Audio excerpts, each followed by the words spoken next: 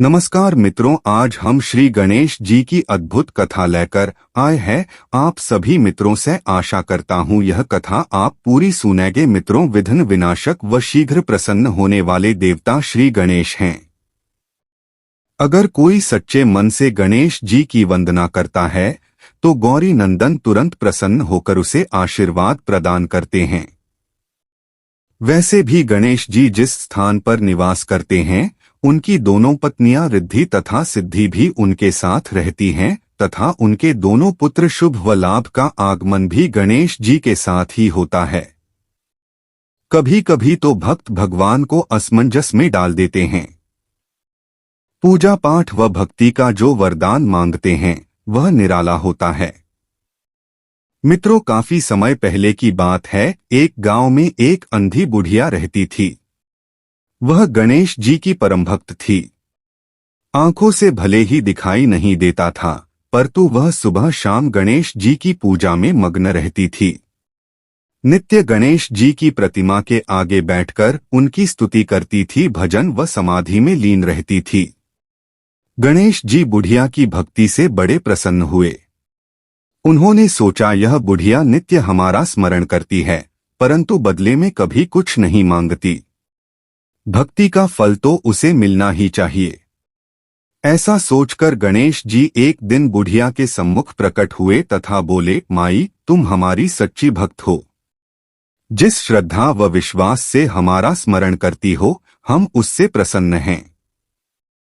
अत तुम जो वरदान चाहो हमसे मांग सकती हो। बुढ़िया बोली, प्रभो, मैं तो आपकी भक्ति प्रेम भाव से करती हूँ, मांगने का तो मैंने कभी सोचा ही नहीं।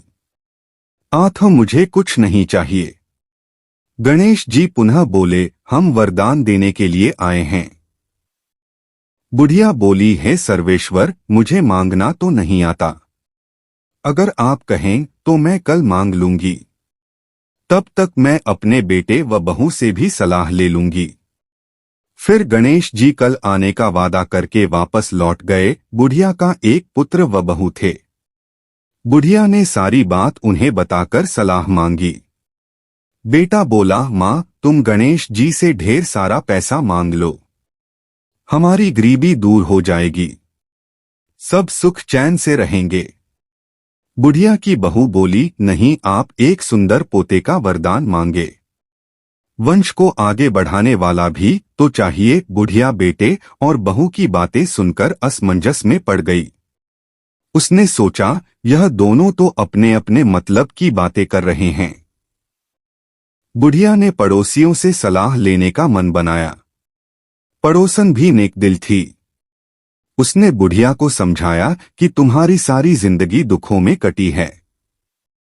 अब जो थोड़ा सा जीवन बचा है वह तो सुख से व्यतीत हो जाए। धन अथवा पोते का तुम क्या करोगी? अगर तुम्हारी आंखें ही नहीं हैं तो यह संसारिक वस्तुएं तुम्हारे लिए व्यर्थ हैं। इसलिए तुम अपने लिए दोनों आंखें मांग लो। यह सब सुनकर बुढ़िया घर लौट आई। बुढ़िया और भी सोच में पड़ गई। उसने सोचा, कुछ ऐसा मांग लेती हूँ जिससे मेरी बहू व बेटे सबका भला हो। लेकिन ऐसा क्या हो सकता है? इसी सोच में सारा दिन व्यतीत हो गया। बुढ़िया कभी कुछ मांगने का मन बनाती तो कभी कुछ, परंतु कुछ भी निर्धारित न कर सकी। दूसरे दिन गणेश जी पुनः प्रकट हुए तथा बोले, आप जो भी मांगेंगे वह हमारी कृपा से हो जाएगा, यह हमारा वचन है। गणेश जी के पावन वचन सुनकर बुढ़िया बोली, हे गणराज, यदि आप मुझसे प्रसन्न हैं तो कृपया मुझे मन इच्छित वरदान दीजिए।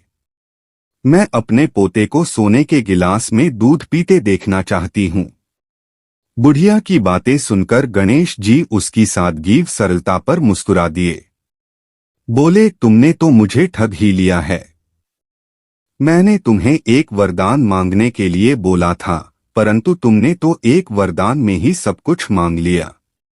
तुमने अपने लिए लंबी उम्र तथा दोनों आंखें मांग ली हैं। बेटे के लिए धन व बहू के लिए पोता भी मांग लिया।